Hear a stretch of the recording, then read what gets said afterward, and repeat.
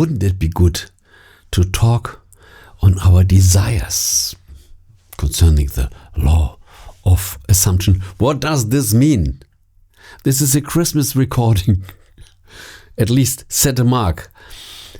And Christmas, a lot of children have their desires. And adults also have big desires. And in our normal life, we are driven by our desires. We imagine, when I am this, when I do this, when I have this, then I am deeply satisfied. Our desires motivate us, I think, more than any order from the outside. When we imagine our desire, that brings satisfaction. This creates hope. When we think on our desire, we already feel the energy, the completeness. When we have it, then I am complete, at least for a while. But this is no problem. When you eat an apple, you are also satisfied in the moment you eat it. And the next day, it's already over. Then we have the next desire. And how could this be that some topics produce a deep desire in us and others not? There might be reasonable explanations because of your past, but I think it goes deeper. It goes in your future. What is a desire? A desire is a calling from another version of you that is deeply fulfilled, having, doing, or being this. There is a version of you where you already have this. And this radiates such a strong energy that even now, as you don't have it, you feel this energy, this sensation. A desire is sacred. It is the transmission of another version of you that is so happy doing this, being this, having this, that you can feel this even right now.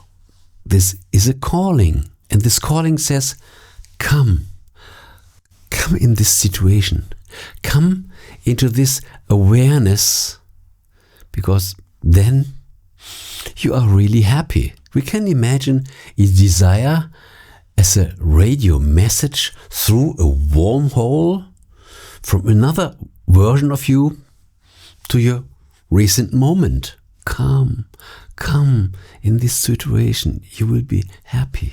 What means, as this is just another version of you, where you have it, where you are it, or where you do it. It's just like having a glimpse in your own future to this other version of you. And this means this version really exists. It is not just a fiction. This version exists, and it radiates this emotion of happiness so strong that you can feel it now.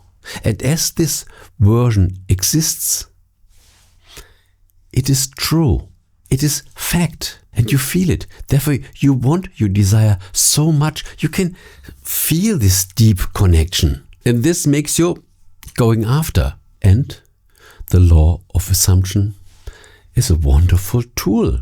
As you know, the desire is already yours. It is the fulfillment of another version of you. You can say, this is true. This is me. I am already this person that I always dreamed I would be. Or I am living this life that I always dreamed I would live. Embrace your sacred desire and celebrate. This is me. I have it. I am this. And enjoy it in your imagination, in the smallest details ever, because you want to get more and more connected with this new version of you. A desire is not something that is unreachable. It is the contrary. It is the knowing in advance that this is meant for you, that this is you. And so many people have their desires and they say, I like this, but it's unreachable. This is completely wrong. They touch in another version of themselves and then they say, this doesn't exist. It seems they kill their future self, just like killing a baby when you just became pregnant. We should celebrate our desire. Isn't this wonderful?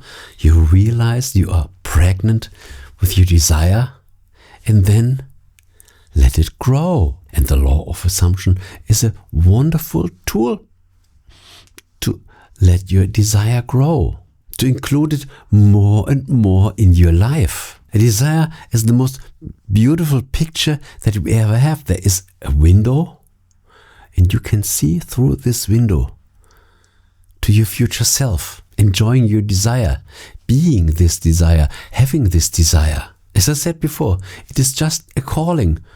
Another version of you says, hello, come here, it's much better here. I like this view, especially to know that the desire is something that is part of our life, just another version of us. We don't want to have everything. There are just some things that we want. And we already know, when I have it, this will bring me satisfaction. Such a good feeling. And whenever you have a desire, don't think it is unreachable. It is just another version calling you and saying, hello, come, be this new version. And then we just should come to this awareness. This version already exists, but we still don't have the awareness to be this version. And when you really come to the understanding that the desire is already yours, you can claim, this is me. You can assume, this is mine. I just go closer. My awareness just grows until it becomes the new version of me. And you can say, wonderful, the desire is there. It is already mine. I have it. I can imagine this. I can feel this. In my imagination, it's already done. I think this is the most important message of this video. Whenever you have a desire, it is already yours. Definitely. It is just a calling. And this desire wants so much to be with you. Therefore, it is calling you. And now it's your turn to get closer. But not so much by doing or walking, by approaching mentally, by coming more and more to this awareness. Because when you reach the awareness, your subconsciousness will make the rest. You will find yourself in new situations. You will meet new people. You will get the right amount of money by coincidence. Believe me, the subconscious is able to make miracles because our subconsciousness is a good friend of our awareness. This is just one mind with several layers. And when your awareness says, I'm ready, then it gives the order to the subconscious. And then you are hypnotized to get it, to be it, to have it. Yes, so any desire is already yours. Be enlightened by this video. Thanks for watching. And when you want to get more information, my archive is filling up.